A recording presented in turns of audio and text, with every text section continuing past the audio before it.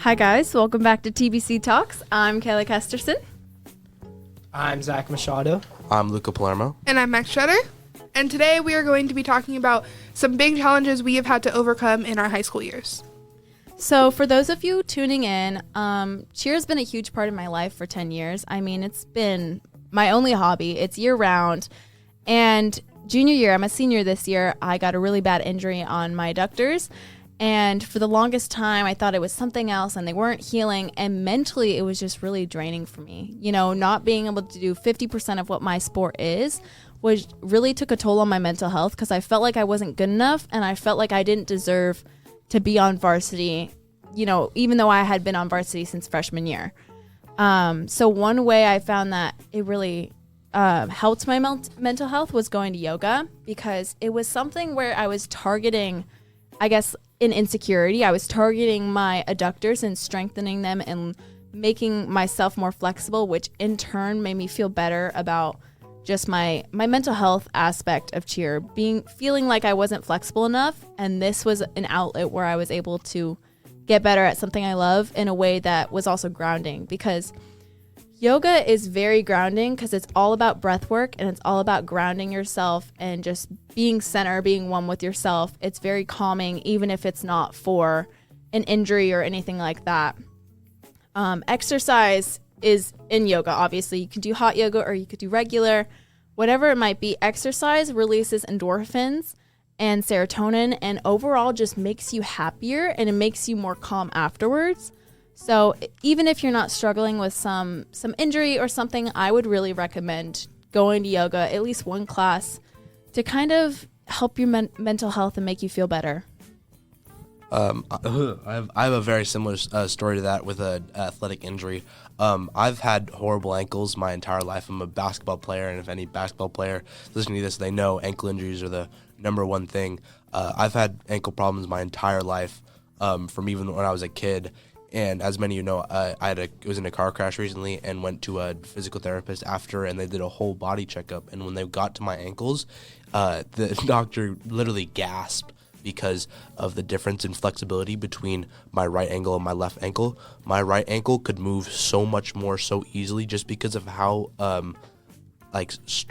how loose the tendon was that can hold your ankle together. And it's to a point now where if I hurt my ankle at all, my recovery time is double of a regular person. Where if I hurt my ankle, I'm out for 2 to 3 weeks if it's at all serious, and that of course hurts on my mental health because I play basketball. It's a mental health outing for me, and thankfully I've taken a lot of safety measures, wearing a lot of ankle braces and stuff like that to really protect myself more, and I have more thought about it as I'm more mature. I realize now that if I'm not paying attention to it, I can really hurt it even way more than if I am paying attention to it, and I really try not to injure myself. So Luca, what's one thing that you thought really helped you, I guess, your mental health and just kind of my experience too, being able to overcome that, and what's something that really, I guess, grounded you or made you feel better about the whole situation? Taking it seriously, because when you're a kid, especially in guy sports, it's, oh, you're fine, just get back up.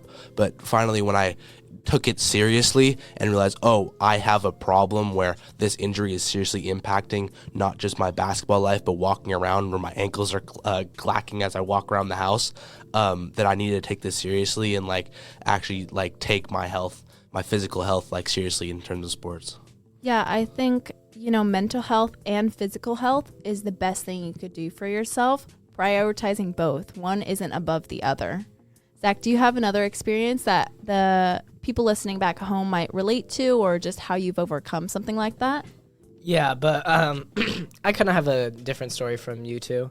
Mine's more academic focused. So I'm now a junior, but back in sophomore year last year, I was just in a down slope. I had C's and maybe 1 B and all C's in my classes. I had 1 B in all C's in my classes. I would never focus. I would always mess around, and I just didn't really see any point in school. And obviously, I wanted to I kind of wanted like academic validation, so I wanted to take AP classes and like do all the special stuff, but I just didn't think I was good enough, and like didn't want to do all that work. So I was like, okay, for junior year, we're just gonna take it all fresh, and I just wrote out the rest of sophomore year. I got all B's, which is making me really proud. That's amazing, Zach. Good job. And I signed up for AP English, AP History, and AP Environmental Science. And this year, I just learned how to manage myself. And like over the summer, I just hung out with good friends, just took time to myself off of work a lot, and just really got reset. And this year, I'm just taking the time to find how to do my homework and like manage my school and work-life balance, like in moderation, and I can still hang out with my friends, still work, and get my schoolwork done. And now I have great grades. Zach, you used an amazing word, moderation. I think a lot of the people at home can kind of implement that into their lifestyle, because I think a lot of people strive for perfection, but at the end of the day, no one's perfect, and everyone's experience is so unique. Max, do you have a story similar? Yes, mine is also, it's kind of like a mix. So my freshman year, I was doing 3 sports. I was doing 2 sports at the same time. I was doing badminton here at the school, and then I was doing volleyball for my club team. During this time, I seriously injured one of my ankles and was out of my sport. Both of them. I felt like I couldn't really do anything. It was putting me in a state where I didn't know what was going on. And for me, I've always been a person who is in sports and in athletics that does my job. So without having that, it was very different. I let myself go. My grades dropped from all A's and B's to C's and D's. And so working through that was very difficult, but I was able to luckily talk with some of my teachers, and they were willing to work with me to get my grades back up. My coach put me in contact with a physical therapist so that my ankle could get better faster. And luckily, way before, because it happened in the second semester, about halfway through, I was able to get all my grades back to where they should be. I was back in my sports playing volleyball and badminton, and it was a hard thing to work through.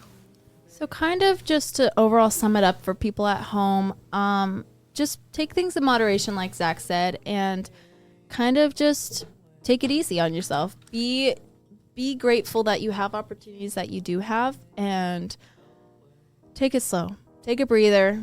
Don't worry about what the future holds. Help your mind, help your body. Neither one comes before the other. Anyways, thank you guys for tuning in. I'm Kayla Kesterson. I'm Zach Machado. I'm Luca Palermo. And I'm Max Strutter. And we'll see you later. Sure deserved it. The thought of him no longer being around